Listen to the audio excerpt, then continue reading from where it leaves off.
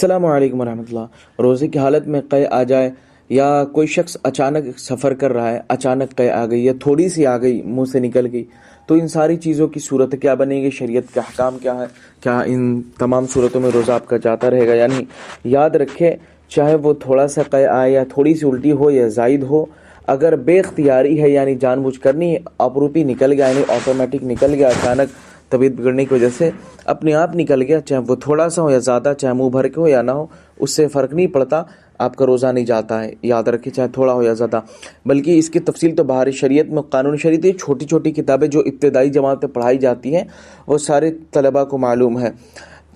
وہ تھوڑی سی قے آئے یا زیادہ آئے، اگر بے اختیاری ہے تو پھر اس سے آپ کا روزہ نہیں جاتا، اور ساتھ ہی ساتھ اگر تھوڑا سا باہر نکل گیا پھر اس کو کوئی شخص اندر لے لیا یعنی منہ سے باہر ہے بالکل، تو پھر آپ کا روزہ جاتا رہے گا، روزہ ٹوٹ جائے گا۔ یہی حال تھوک کا بھی ہے، تھوک بلغم نکلنے سے ساری چیزوں سے روزہ آپ کا نہیں جاتا، البتہ تھوک باہر نکال کر پھر اندر لیتے ہیں، دوسرے کا تھوک لیتے ہیں، تب ان تمام صورتوں میں آپ کا روزہ ٹوٹ جاتا ہے۔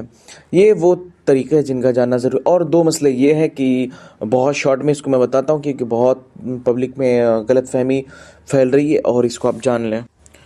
اگر دانتوں میں کوئی چیز پھنسی ہوئی ہے دن میں، تو وہ اندر ہی اندر چلی گئی پیٹ میں، تو پھر اس سے آپ کا روزہ نہیں جاتا، لیکن آپ نے باہر اسے نکالا، نکالنے کے بعد پھر اندر نکلا، یعنی آپ نے انگلی سے نکالا، نکالنے کے بعد پھر آپ منہ میں لے کر پھر اندر نکل گئے، تو ان تمام صورتوں میں آپ کا روزہ فاسد ہو جائے گا۔ لیکن اندر ہی اندر آپ نے نکل لیا تو پھر آپ کا روزہ نہیں جاتا، لیکن آپ نے باہر نکالا پھر نکل لیا اندر، پھر آپ کا روزہ جاتا رہے گا۔ اسی طریقے سے یہ تمام مسائل ہے، اس کا شرعی حکم یہی ہے جتنے ہم نے بیان کیے، اور اگر اس کے علاوہ کوئی کرتا کہتا نہیں ہم تو شروع سے کرتے، تو پھر اس کی باتوں کی اہمیت نہیں رکھی جائے گی، کیونکہ ہم کسی کے بات پر عمل نہیں کرتے، ہم شریعت کے احکام پر عمل کرتے۔ یہ نہیں دیکھتے فلاں صاحب نے کیا بات کہی کیا نہیں، وہ میٹر نہیں کرتا،